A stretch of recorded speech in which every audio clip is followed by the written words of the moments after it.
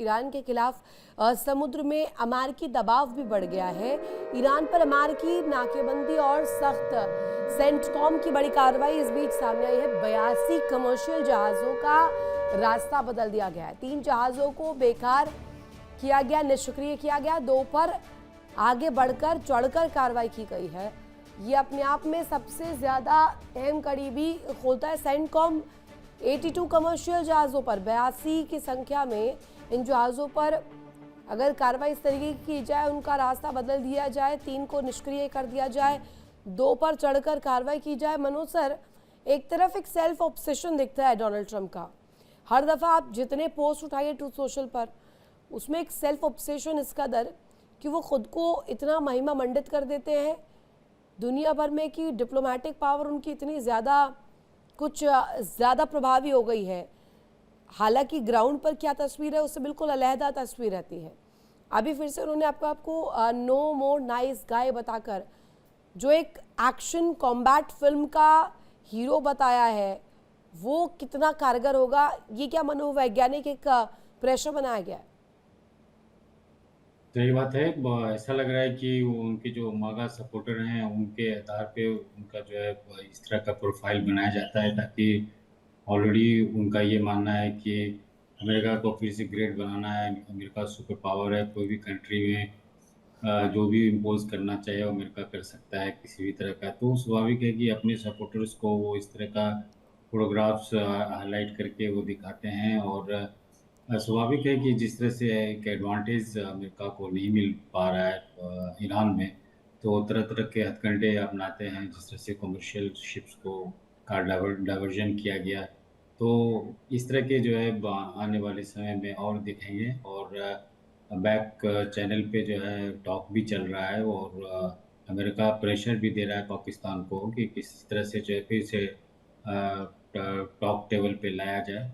और वहीं अगर बूट ऑन द ग्राउंड की अगर हम बात करें, तो अमेरिका चूँकि ये जो वार हुआ है ये इजराइल के कारण हुआ है, और इजराइल को ऐसा लग रहा था कि वहाँ की लीडरशिप अगर वो रिमूव कर दिया जाता है, ख़त्म किया जाता है, तो फिर से जो है वहाँ पे सत्ता चेंज होगा और वो अमेरिका फ्रेंडली और इजराइल फ्रेंडली हो सकता है। लेकिन पहले दिन फरवरी 28 को अटैक करने के बाद भी जिस तरह से ईरान खड़ा है और अपना बात मनवाने का कोशिश कर रहा है, ये बहुत बड़ी बात है। तो चूँकि अमेरिका को कोई ऐसा लॉस नहीं है इस युद्ध में, और ईरान ने किसी भी तरह का एक एडवर्स वे में कोई अटैक भी अमेरिका पे नहीं किया है, जिससे अमेरिका को ऐसा लगे कि फुट ऑन द ग्राउंड वहाँ पे किया जाए, सैनिकों को वहाँ भेजा जाए। और चूँकि ऐसा कोई इमरजेंसी सिचुएशन नहीं है, और जिस तरह से डेमोक्रेट लीडर की अगर हम करें, तो डोनाल्ड ट्रंप एडमिनिस्ट्रेशन का वो आलोचना कर रहे हैं। उनका मानना है कि 18 से 19 सोल्जर्स का डेथ हुआ है, और लगभग 550 जो है सोल्जर्स इंजर्ड हुए हैं। तो अमेरिका के लिए जो है एक बहुत बड़ा लॉस ही माना जाता है इतना में भी। और जिस तरह से आने वाले समय में इलेक्शन होने वाला है, उसको लेकर के भी डोनाल्ड ट्रंप जो है कुछ हथकंडे अपनाने की कोशिश कर रहे हैं, कुछ ऐसे काम करना चाह रहे हैं इसी से जो है इस युद्ध में जो है एडवांटेज हो। हम लोगों ने देखा पिछले 6 मंथ में कि डोनाल्ड ट्रंप ने बहुत ऐसे स्टेप्स लिए और कंट्रीज़ को प्रेशर में भी डाले। लेकिन कुछ कुछ अब तक जो है वो एडवांसमेंट नहीं मिल पा रहा है। जिस तरह से इकोनॉमिक सैंक्शंस की बात कही जा रही है, और तो ये भी कहा जा रहा है कि जो भी इकोनॉमी टाई अप या ट्रेड टाई अप जो है ईरान के साथ करेगा, उसके खिलाफ भी सैंक्शन लगाया जाएगा।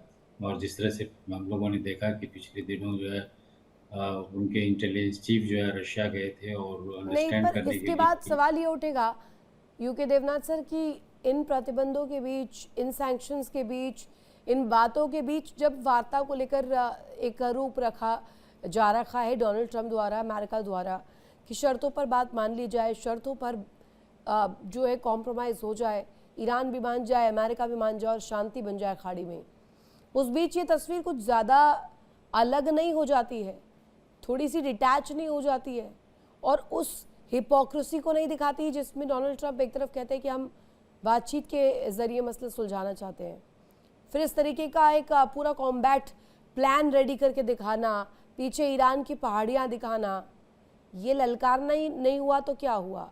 ये सीधे सीधे खुले मंच पर, जैसे गली मोहल्ले में लोग कहते हैं कि चढ़ कर के यहाँ पर बाहर निकालने की कोशिश करता है दुश्मन को कोई, उसी तरीके की कोशिश है ये।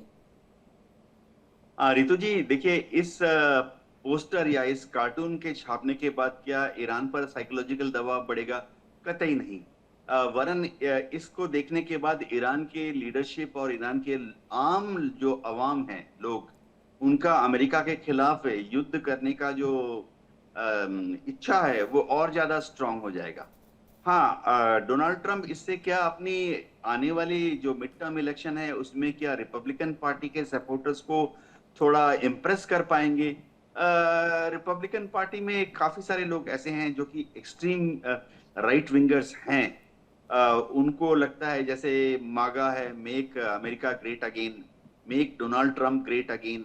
एक्सट्रीम वाइट स्किन ग्रुप हैं वहां पर जो यकीन करते हैं कि दुनिया पर सिर्फ अमेरिका में सिर्फ यूरोपियंस, कॉकेशियंस का ही बोलबाला होना चाहिए।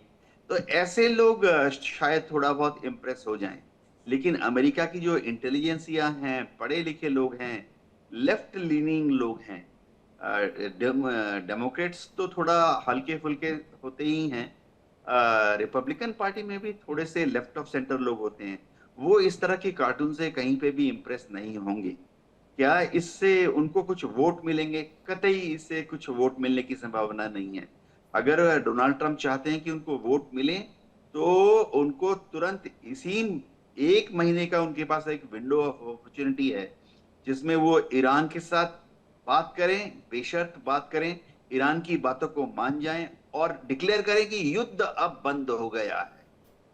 अगर वो ये डिक्लेयर करे कि युद्ध अब बंद हो गया है, उससे हो सकता है कि काफी सारे डेमोक्रेट सपोर्टर्स जो हैं वो जो या काफी सारे जो फेंस सिटर वोटर्स हैं, न्यूट्रल वोटर्स हैं, वो शायद युद्ध बंद हो गया है इस ऐलान की वजह से रिपब्लिकन पार्टी को वोट देते।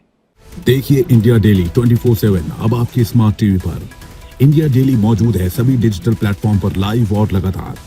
इंडिया डेली 24/7 हर दिन राष्ट्र को समर्पित।